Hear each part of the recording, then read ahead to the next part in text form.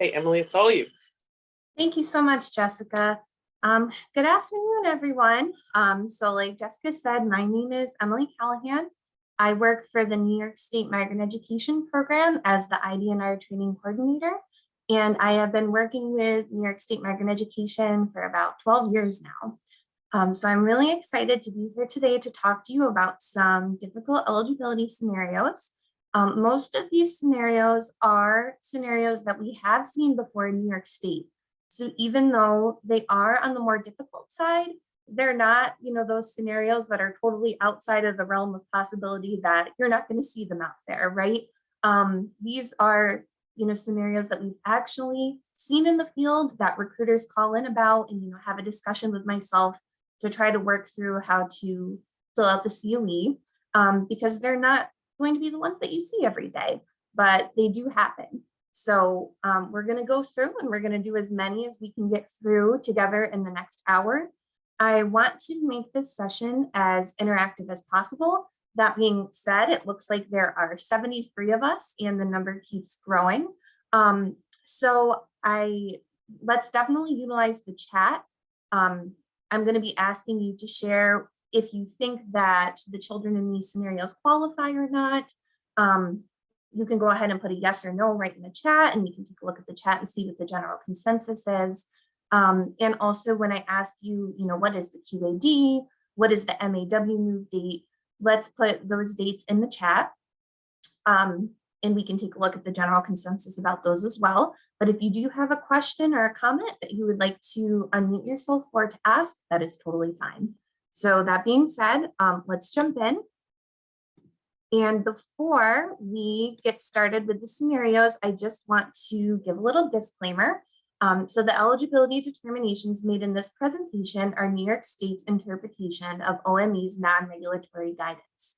Please consult with your state director or your IDNR coordinator and refer to your state-specific rules and policies before making any eligibility determination. So of course, we all have to follow OME's non-regulatory guidance, but there's a little bit of difference state to state when it comes to interpretation, when it comes to what your state will and won't accept. So just keep in mind that just because I say something, this is how we do things in New York, it's not necessarily going to work exactly that way in your state. So take this information back to your state director, your IDNR coordinator, discuss it, and figure out what your state's policy is.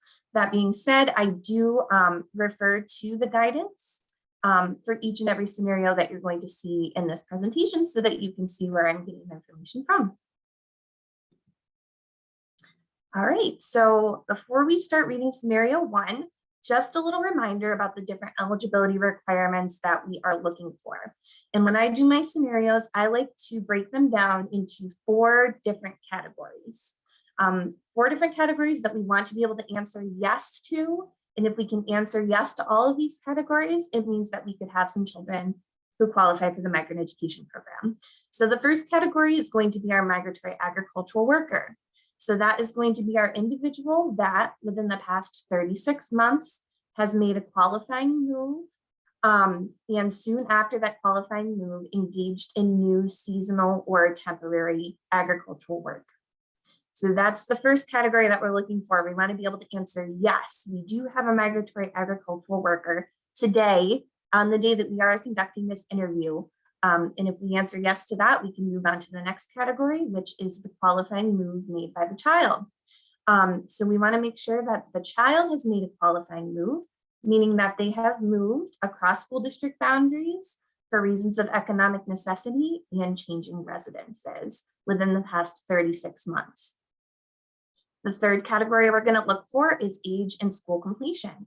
So this means that the child is under 22 years of age and is still eligible for free public education. So this means that the student is eligible to attend school in the United States.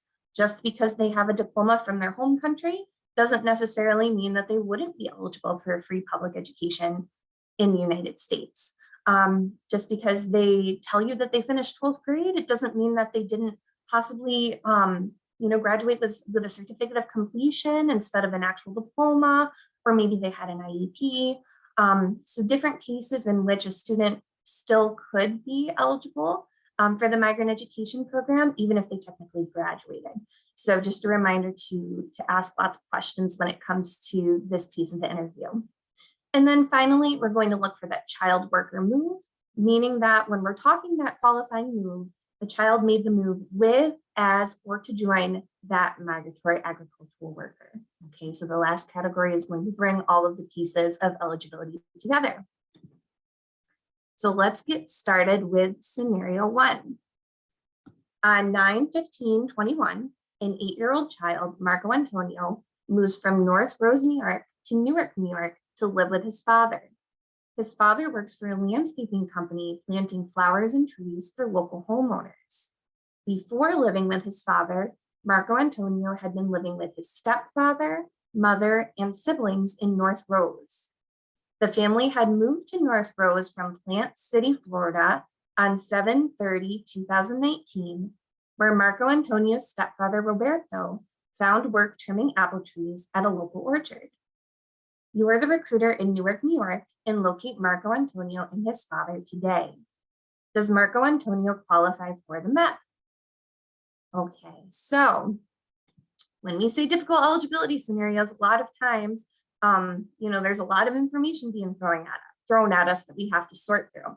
So what I'm going to do is I'm going to give all of you 2 to 3 minutes. So we're just going to sit here. We're going to look at this scenario for the next 2 or 3 minutes.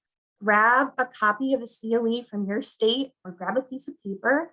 And if you do think that Marco Antonio qualifies for the MEP, start jotting down some notes. Either start filling out the qualifying section of the COE, or at the very least, write down what you think the QAD and the MAW move date could be. Okay, if you don't think that Marco Antonio qualifies, jot down the reason why you don't think that he does. Okay, so in about 2 minutes, I'm going to start asking you all some questions. So see you in 2 minutes.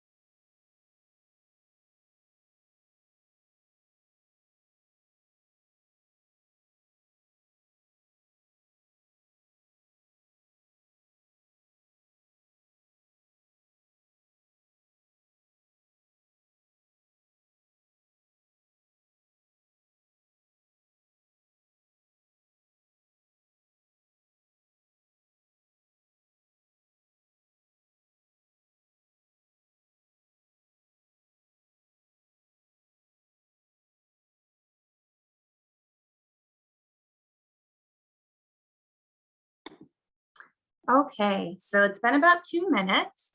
I hope all of you have had time to review the scenario and maybe write down a few notes.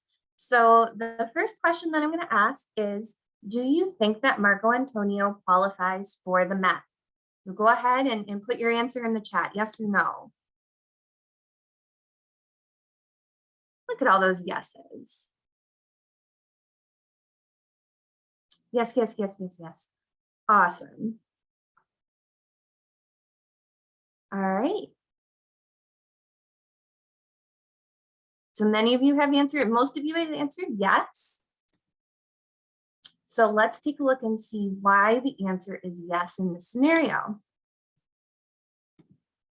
All right, so if we take a look at the guidance tells us that, when it comes to the child's qualifying move in relation to the migratory agricultural worker, that the child made a qualifying move in the preceding 36 months, either as a migratory agricultural worker or with or to join a parent, guardian, or spouse who is a migratory agricultural worker.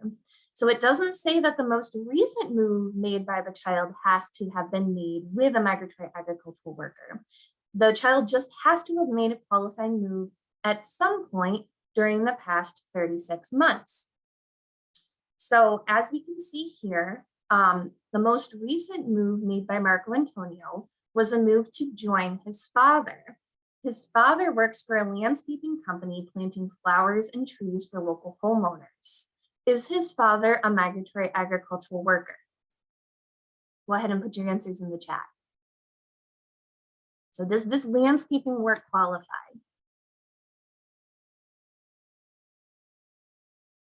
And look at all those no's.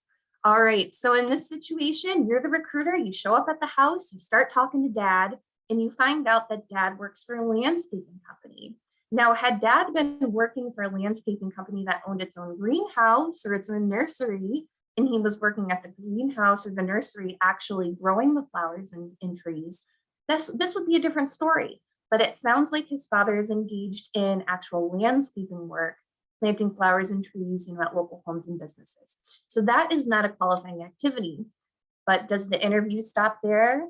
Nope, because we always want to make sure we go back a full 36 months and see if the child might have made any other qualifying moves with, as, or to join a migratory agricultural worker. So we do see that back in 2019, Marco Antonio had made a move with his family to North Rose, New York from Plant City, Florida. And he made that move with his stepfather, Roberto. Roberto was working trimming apple trees at a local orchard. So based on this information, was Roberto a migratory agricultural worker?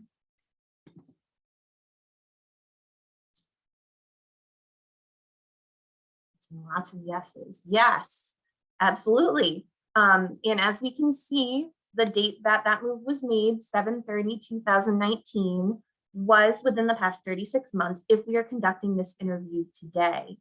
So let's move ahead and look at our 4 different categories. So do we have a migratory agricultural worker? Yes. We just said that Marco Antonio's stepfather, Roberto, made a qualifying move and soon after engaged in new seasonal agricultural work within the past 36 months. Did Marco Antonio make a qualifying move? Yes, Marco Antonio actually made multiple moves for reasons of economic necessity across school district boundaries involving a change in residence. Now, just because he made multiple qualifying moves doesn't necessarily mean that each of those qualifying moves resulted in a new QAD. Because remember, the qualifying move is just one piece of eligibility. We need to make sure that for each move that he makes, that all 4 of these pieces come into play in order for him to qualify. So even though he made multiple qualifying moves, keep that in mind for when I start asking you guys for some dates, okay? So our age and school completion piece. Marco Antonio, he's under 22 years old. I think we said he's 8 years old in this scenario. And we're going to assume that because he's only 8, he's still going to be eligible to receive a free public education. And finally, we're going to get down to our child worker move. So did Marco Antonio make a qualifying move with, as, or to join a migratory agricultural worker? And the answer is yes, because we know that Marco Antonio made a qualifying move back in 2019 with the migratory agricultural worker who was his stepfather. Okay, so knowing all of this information, before we take a look at the COE, I'm going to ask you all for the dates that you put on your COEs. So I always, even though it's a little bit backwards, I always like to start with the migratory agricultural worker move date. And from there, go to the qualifying arrival date. Even though on most COEs it's backwards. Usually number 3 is the QAD, number 4 is the MAW move. But I like to start with the MAW move because in cases where these 2 moves are different, the MAW move is going to be the move that happened first. So it just keeps us a little bit more organized when we're talking about our timeline. So starting with number 4 in the national COE, the migratory agricultural worker move. What was the most recent date that the worker made a qualifying move and became a migratory agricultural worker? And I'm going to just flip back to the scenario in case you guys didn't have time to write it down. Go ahead and put it in the chat. What is the most recent migratory agricultural worker MAW move date?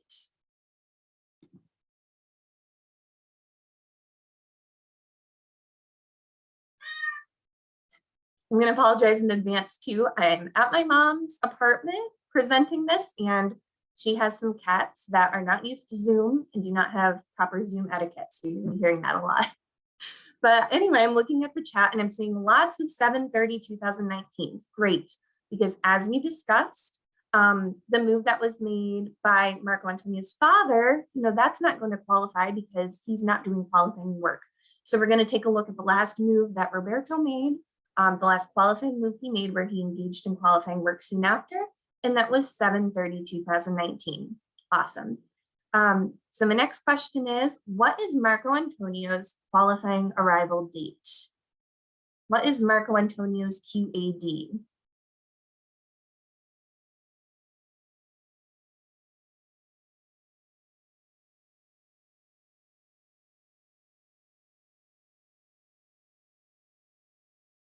All right, so I'm seeing almost an exact 50-50 split in the chat. I'm seeing a lot of you say 7/30/2019, and I'm seeing a lot of you say 9/15/2021. Would anybody like to unmute themselves and explain their decision? So why did you choose the date that you chose? Hi, this is Isaura from Nebraska. Hey. The reason why the same thing happened to me, I had a student move by herself, and this is when I learned this, that if the child moves without the worker, they don't get a new QAD. They get the original QAD. They just get a different residency date, which is the date they arrive to the new place. Thank you very much. So that being said, what would be the date that you would write down for the QAD? The QAD should be 7/30/19 because that's the day he became a migratory student. Thank you very much. Perfect answer. So this is a little bit confusing, right? Because when we were just talking about our 4 eligibility pieces, we were talking about this qualifying move piece, right? And when you look at the definition of a qualifying move, just the qualifying move itself, the only pieces that we have to meet in order to make it a qualifying move are that the move was made in the past 36 months for reasons of economic necessity across school district boundaries involving a change in residence. So when we just look at that piece, yes, Marco Antonio did make multiple qualifying moves. He made a move on 7/30/2019. He made a move on 9/15/21. But what are we missing during this 9/15/21 move? And our volunteer explained it perfectly. We're missing the migratory agricultural worker. Okay, so Marco Antonio moved on his own to join his father. We already determined that his father is not doing qualifying work. Okay, and his stepfather is the one that originally qualified him for services on 7/30/2019. So since Marco Antonio is making this move on his own without a migratory agricultural worker, he does not receive a new qualifying arrival date. We do update his residency date, okay? So 9/15/21 is going to be the most recent date that he moved to the new school district, right? But when we're completing the qualifying section of the COE, we're going to leave his most recent qualifying arrival date as 7/30/2019, because 7/30/2019 is the last date that he moved with, as, or to join a migratory agricultural worker. And in his case, it was with. He moved with his stepfather from Plant City, Florida to North Rose, New York, when his stepfather moved to start trimming apple trees. Okay. Any questions about this scenario? Feel free to throw them in the chat. Feel free to unmute yourselves.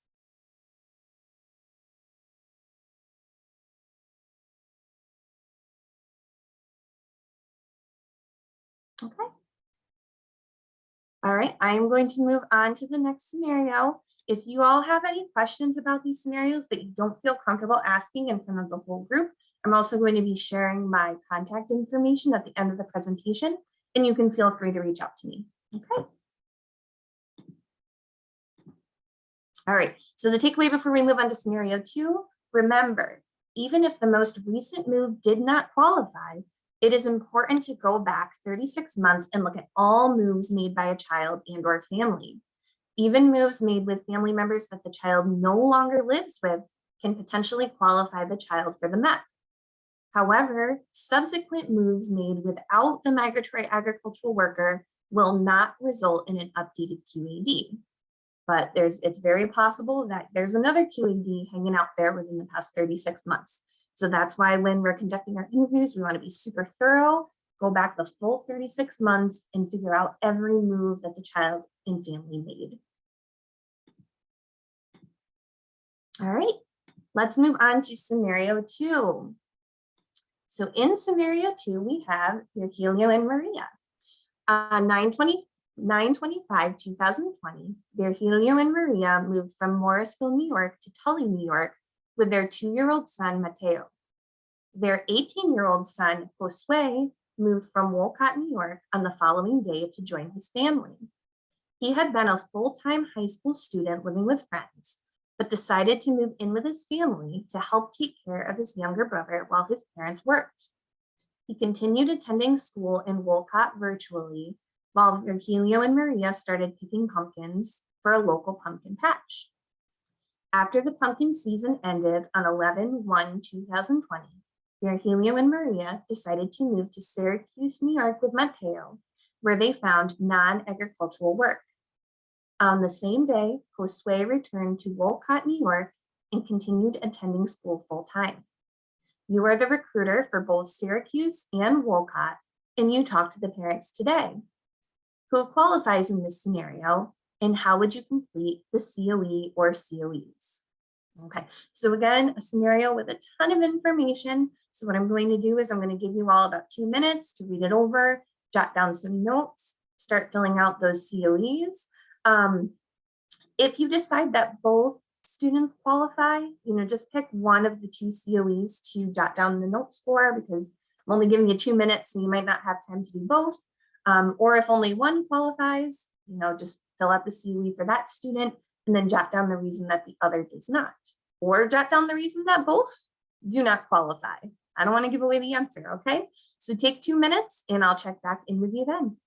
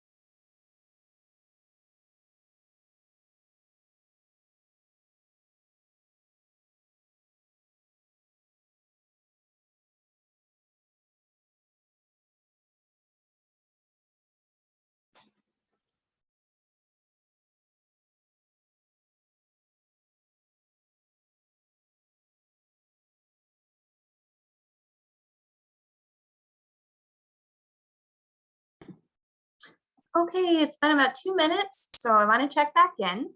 So I'm already seeing a lot of answers in the chat, but if you haven't already answered, let me know, who do you think qualifies in this scenario?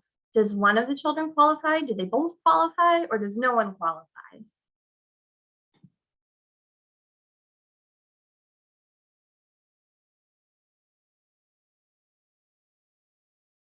Seeing lots of both. Both, two children, two COEs.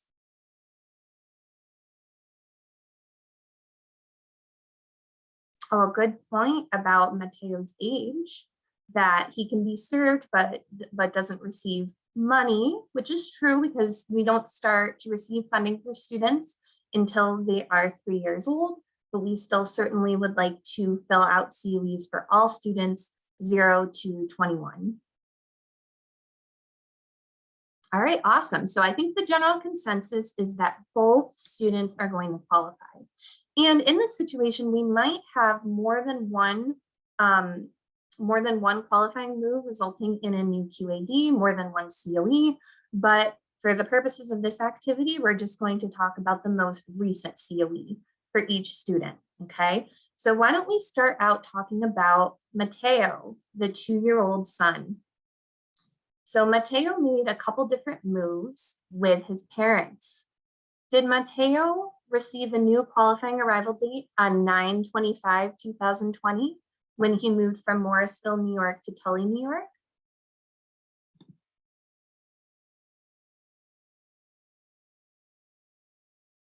Let's see some yeses. All right, yes, so general consensus is he made a qualifying move that resulted in a QAD on 9/25/2020. What about on 11/1/2020? Was that a qualifying move resulting in a new QAD for Mateo as well?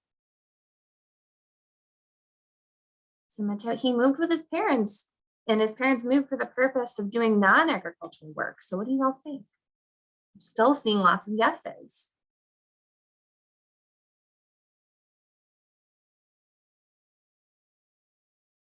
Awesome.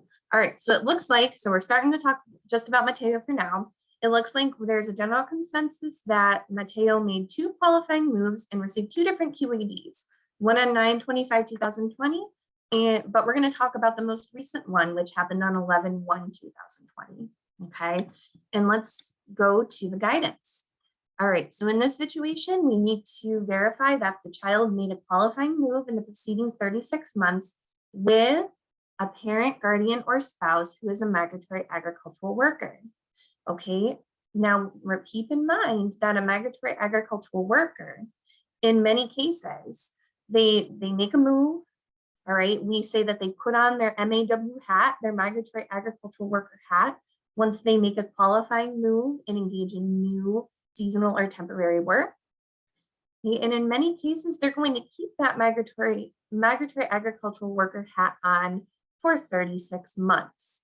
So even though in this scenario, on 11/1/2020, Helio and Maria moved and started to engage in non-agricultural work, because they engaged in agricultural work soon after the move on 9/25/2020, they're still migratory agricultural workers. We know that Mateo moved with his parents on 11/1/2020. So that means that he has made another qualifying move with migratory agricultural workers, okay? So yes, we know we have 2 migratory agricultural workers in this scenario because back in September of 2020, Helio and Maria both made qualifying moves and soon after engaged in new seasonal agricultural work within 36 months of the date of the interview. We know that Mateo made a move for reasons of economic necessity across school district boundaries involving a change of residence. Mateo is under 22 and is eligible to receive a free public education. And again, keep in mind, even though he's 2 years old and we're not necessarily going to receive funding for him today, we still want to complete his COE because when he turns 3, we're going to have this COE for him. We're going to start to receive funding. And in many states, we're able to serve children who are under 3 years old, even if we're not receiving funding for them. Maybe some states are different. At least in New York State, we do serve under threes with some very minimal services. So it's really important to make sure that we have that COE so that when they turn 3 that you can start to receive funding for them. And we know that the child made multiple qualifying moves with the migratory agricultural workers. So what is the most recent migratory agricultural worker move date? Go ahead and throw it in the chat.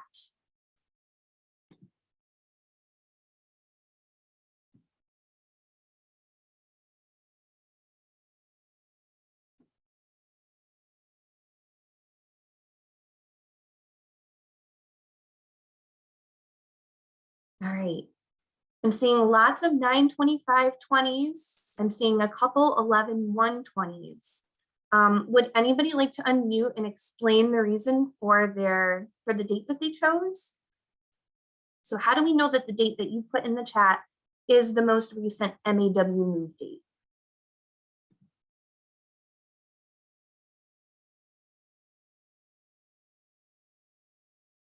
Anybody? Come on, you all have to be sick of hearing me talk by now. Hello. Hello, Hello. this is Sandra. Hi, Sandra. How are you? Good, how are you? Nice to meet you. Nice to meet you too. So what was the date that you chose? I chose 11/1/20. Okay. And why do you think that that is the most recent MAW move date? Because that was the last move that they did, and the parents were still migrants. Their date hasn't expired, even though they weren't doing qualifying work. And they I were still absolutely agree with you that 11/1/20 is the most recent date that these migratory agricultural workers moved. However, when we talk MAW move date for purposes of the COE, we're talking about the most recent date that the migratory agricultural worker moved, made that qualifying move, and then soon after engaged in new seasonal or temporary work. So it's Okay. going to be that MAW date that we're going to list So on it would be COE. the 9. So it'd be the 9/25/20. Perfect, you've got it. So I was confused. 9/25/20. You got it though. And you know, that's why we talk through these things, because you certainly have something with this 11/1/2020 date, because we're putting this date on the COE somewhere. We just got to find the right spot for it, because that is the last qualifying move made by these migratory agricultural workers. But when we're talking that number 4, that MAW move date, we want that most recent date where the agricultural work occurred. Okay, so perfect, 9/25/2020. So now let's talk about our next date, our most recent qualifying arrival date for Mateo. So go ahead and put in the chat, what do you think is Mateo's most recent QAD?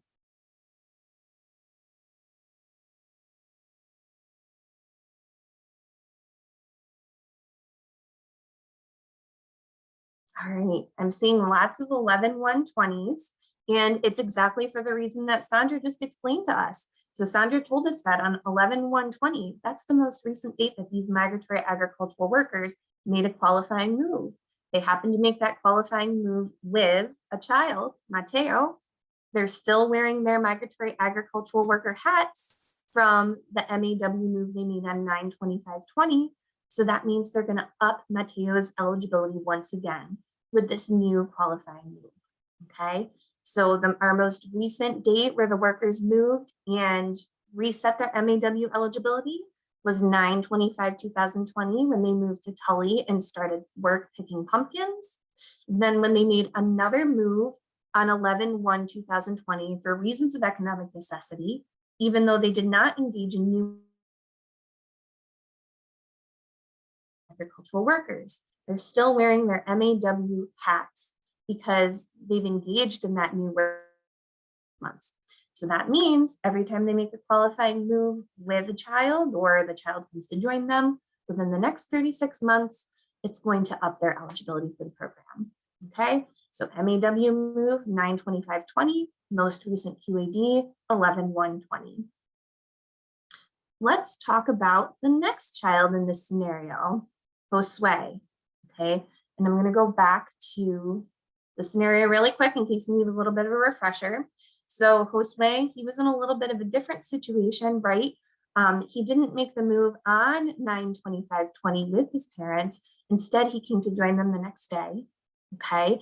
And then when his parents and his brother moved on 11/1/2020 to Syracuse, Josue actually moved on his own to a different location, okay, in order for him to, continue to attend school full time. So we've got some different dates here, some different moves.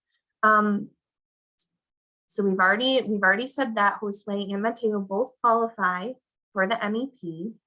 So I'm just going to jump right into it. We already know that the most recent MAW move date was 9/25/2020. So we have that piece. What is Josue's qualifying arrival dates?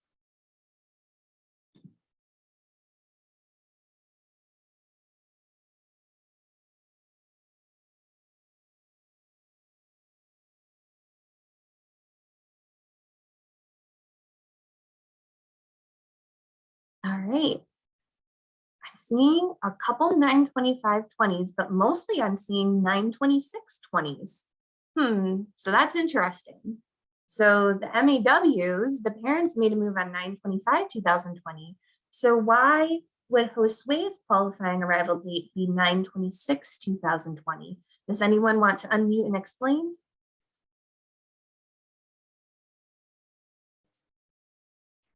Hello?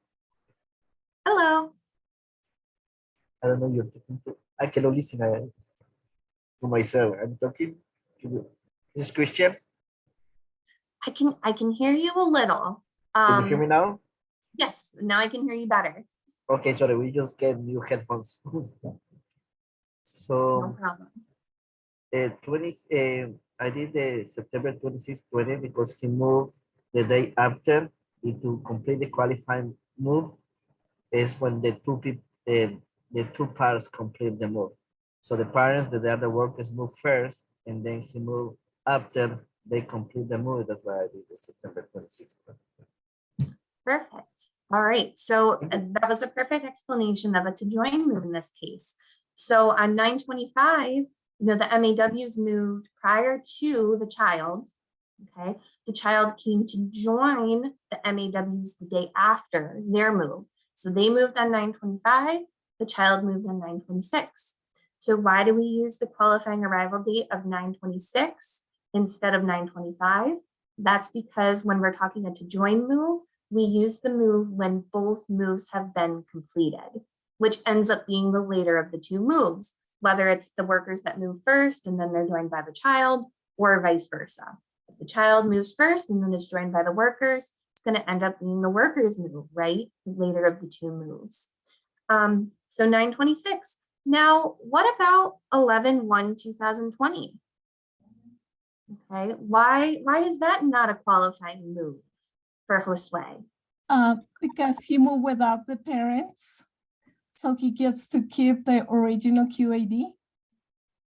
Perfect, thank you. So I'll call back to scenario one, right? So in this situation, yes, maybe Josue is making a move for reasons of economic necessity. We're not 100% sure. We'd have to ask more questions if this was an actual interview. But what we do know is that there's no MAW. There's no migratory agricultural worker that's moving with or to join him on 11/1/2020 because his parents are moving to a different city. They're moving to a different district. So 11/1/2020 is going to be his residency date. So the date that he entered the new school district, but it's not going to affect his qualifying arrival date. Okay, so you guys got it exactly right. Our MAW move date, we know from when we were talking about Mateo's COE, it was 9/25/2020. And our qualifying arrival date for Josue is going to be 9/26/2020, the date that he moved to join his parents, who are the migratory agricultural workers. If you're finding him today, his residency date is going to be that 11/1/2020, or the date that he moved on his own back to Wolcott. And just remember that when you complete a to join COE, we need to document the reason for the different moves. Okay, and it can be something as simple as number Helio and Maria moved to Tully, New York on 9/25/20 to secure housing. Josue joined them on 9/26/2020, to take care of his brother so his parents could both work. This is demonstrating the economic necessity as well as the reason for the different moves. So what is the takeaway from scenario 2? Remember, each child in the family who has different move information will need their own COE completed. All right, so even if you were finding this family before 11/2020, you're finding them when they're still all living together, and I believe it was Tully, New York, you would still have to complete 2 different COEs for the siblings because they moved on 2 different dates. One is going to be a move with the workers on 9/25, and the other is going to be a move to join the workers on 9/26. If an eligible child moves to a new school district without the MAW, only the residency date will be updated. All other qualifying information will remain the same as it was on the former COE, and that's what we saw with Josue. Any questions about scenario 2?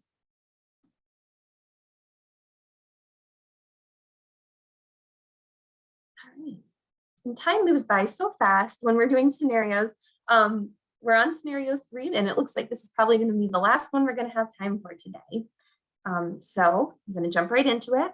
On September 4th, 2017, Herman and his 2 school-aged boys moved from Bennington, Vermont to a new school district in Woodstock, Vermont to take a temporary job milking cows on a dairy farm. This job lasted only a few months and led to a period of unemployment. On March 12th, 2020, the family moved to Springfield, Massachusetts, where Herman got a job working at a casino. The family was found by you, the recruiter, in April of 2020, and you completed a COE for the 2 children. After a few months, the family moved to Ocean City, Maryland, where Herman took a job at a casino once again. On January 10th, 2022, the family returned to Springfield, Massachusetts, and was not successful in securing employment. You interview the family again today. So we have 2 questions for the scenario. Question 1, how did you fill out the COE in April of 2020? Question 2, can you complete a COE for the family today? All right, so we know that there is a COE that was completed in April 2020. All right, so jot down some notes in the next 2 minutes about, what was the QAD, what was the MAW move date on that April 2020 COE. Okay. Then question 2, take a look at what's happened since then and decide, can you complete another new COE for the family today? Right? If the answer is yes, go ahead and write down what the MAW move date and QAD should be on that COE. If the answer is no, write down your reason why. Okay? So take 2 minutes to answer those 2 questions, and I'll be back with you soon.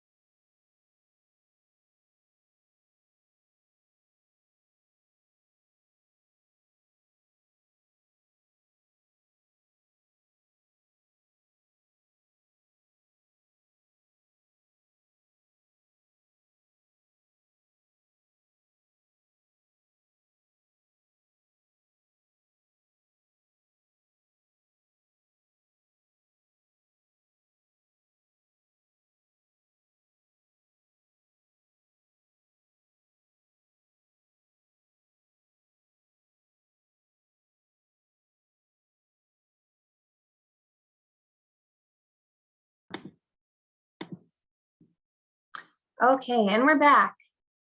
So let's start by talking about the COE that was completed in April of 2020. All right, so on the April 2020 COE, what was the MAW move date?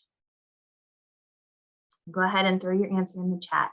What was the most recent MAW move date on the April 2020 COE?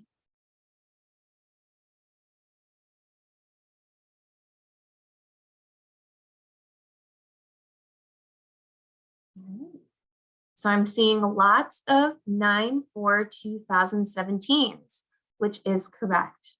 So September 4th, 2017 was the last date that the worker, Herman, made a qualifying move from one school district to another, and soon after engaged in qualifying work. And the qualifying work in this scenario is going to be temporary milking cows, okay? What is the QAD on the April 2020 COE? What is the children's qualifying arrival date, the QAD?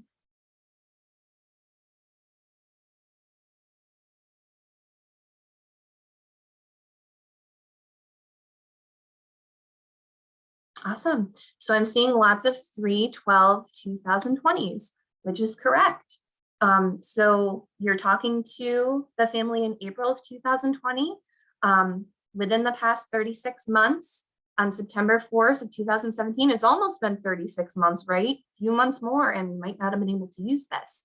But still, within the past 36 months, Herman put on his MAW hat, right?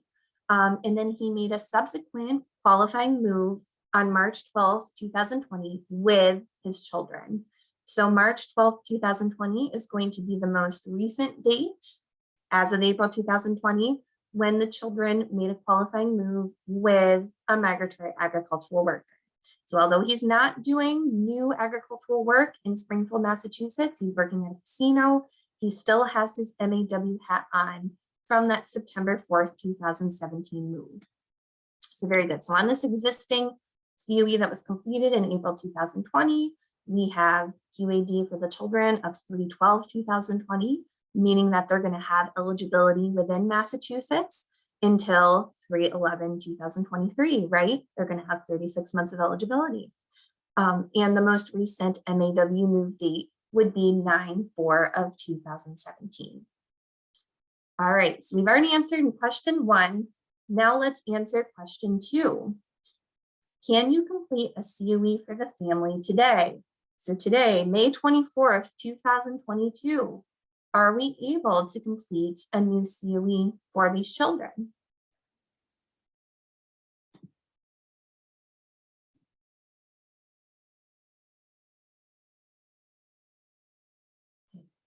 Seeing lots and lots of no's. All right, so the answer is going to be no, but there's a problem here, right? Because like we said, there was a COE that was completed in April 2020 with a QAD of March 12th, 2020. That means that these children have 36 months of eligibility from March 12th, 2020. They're going to have eligibility until March 11th of 2023. It's only May 2022 today. So why can I not fill out a new COE? Would anybody like to unmute and explain?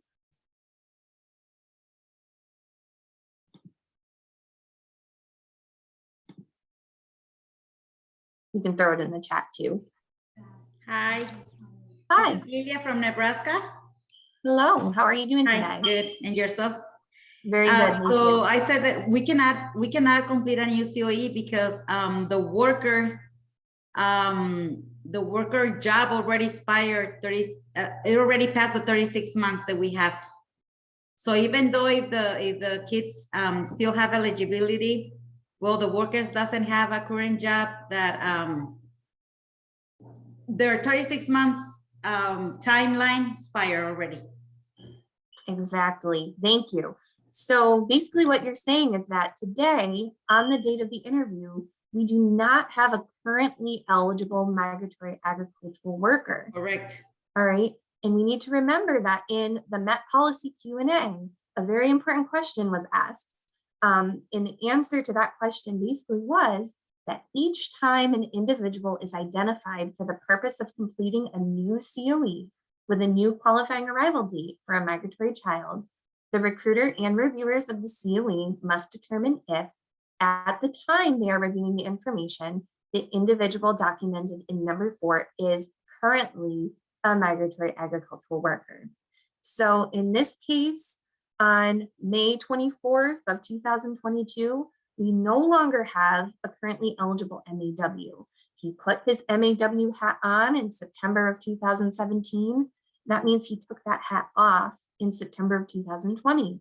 And he has not made any qualifying moves and subsequently engaged in new qualifying work since.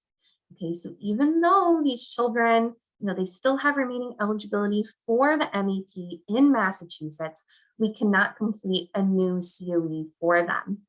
And this is an issue that different states have decided to solve in different ways. So we know that no, today you cannot complete a new COE as you no longer have a currently eligible MAW. The MAW made a qualifying move and engaged in farm work more than 36 months prior to the date of the interview. However, you do have a current COE for the children in Massachusetts, and you can continue to use that to continue their eligibility until 3/11 of 2022. So some states, they just use the existing COE. Other states, they might have a special form. In New York State, we have something that's called an MAW residency update form, which basically makes a copy of the existing COE and allows us to just update the school district and the residency date, but it's not a new COE. It's just an update to the school district so that the children can continue to receive services. Even if they move to a new school district, they have that remaining eligibility, but we are unable to complete a new COE. So check with your state if you run into a situation like this to see what you can do to be able to continue to get services for that child until the end of their eligibility. Keep in mind, though, that this only applies within the state where the current COE was written. So the children might qualify in Massachusetts until 3/11 of 2023, but let's say they move back to Maryland between now and then, and the father does not engage in new qualifying work, they're not going to be eligible in Maryland because there's no current COE for the children in Maryland, okay? So if you have a current COE, great. You can continue eligibility until the end of 36 months. You just cannot complete a new COE today. Now I'm gonna amend this scenario a little bit, but before I do, are there any questions about this first part?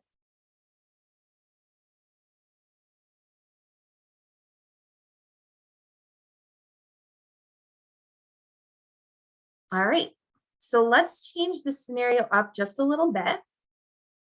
And let's say that when Herman and his 2 school-aged children moved to Springfield, Massachusetts on March 12, 2020, he found another job milking cows on a dairy farm. When you interviewed Herman, he told you that he planned to stay working on the farm for 6 months. So this means that when you completed that COE in April of 2020, it looked a little different. In this case, both the QAD and the MAW move date would have been 3/12/2020, okay? Because when Herman and his children moved to Springfield, he engaged in new qualifying agricultural work. At the time of the interview, he had just moved, and he tells you that his intention was for the work to last for 6 months. So therefore, it was temporary agricultural work. And you were able to complete a COE with those dates. So now let's say that on January 10th, 2022, the family moved to Worcester, Massachusetts, like how I pick city names that I'm not sure how to pronounce. So sorry if that was incorrect, and was not successful in securing employment. You interview the family again today. You find that Herman continued to work on the Springfield dairy farm until the January 10th, 2022 move. Can you complete a COE for the family today? Okay. So the last COE that we completed in April of 2020, we had a QAD of 3/12/2020. We had an MAW move date of 3/12/2020. Family didn't make any other moves until January 10th, 2022. and we're interviewing them today. So with these changes to the first scenario that we saw, can we complete a new COE for the family today?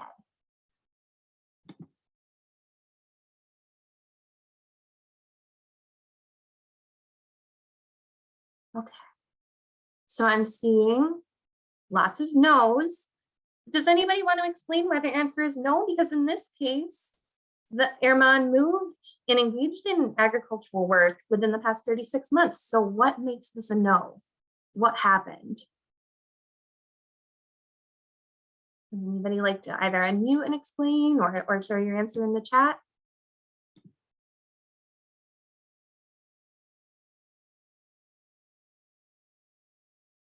Okay, so I see a really great answer from Isaura in the chat that says the worker stayed for more than 12 months. Then another really great comment from Heidi that says his temporary statement became invalid. It was no longer temporary. Awesome, Chris. So yeah, and when we completed that original COE, the worker had the intent to work this job temporarily for 6 months. But what ended up happening was he ended up working in the job for almost 2 years, right? So today, when we're completing the interview, when we want to complete a new COE, do we have a currently eligible migratory agricultural worker? And we need to refer back to that exact same Met Policy Q&A that tells us each time an individual is identified for the purpose of completing a new COE, we have to determine if today, at the time we are reviewing the information, the individual is currently a migratory agricultural worker. And we know that they are not, because that work ended up lasting for more than 12 months, which means that it was not temporary. So we don't have any MAW move within the past 36 months. It doesn't negate the eligibility that the children were given on 3/12/2020, right? They're still going to have 36 months of eligibility from that date. But in this scenario, you're in the same situation. Okay, you have students that have moved to a new school district. They still have remaining eligibility until 3/11/2023.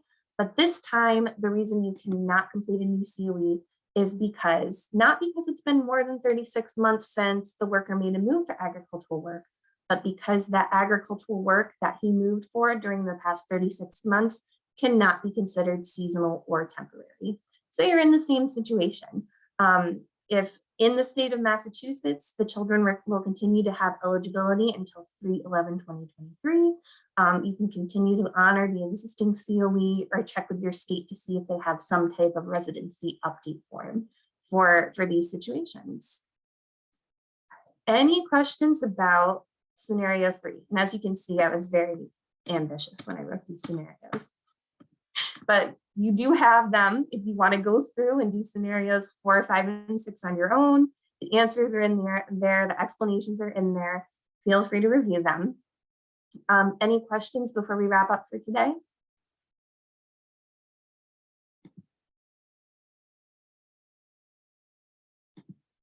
All right, so jot down my email. If you have any questions about the scenarios we did today or the other scenarios within this PowerPoint, please feel free to email me. I think there was a few questions that were made in the chat that I missed because there was so much going on. So please, if you had a question for me that I didn't answer, reach out to me through email and I'll be happy to chat with you.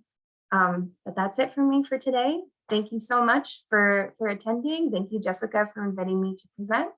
And I hope that you all have a really great day and enjoy the rest of the conference.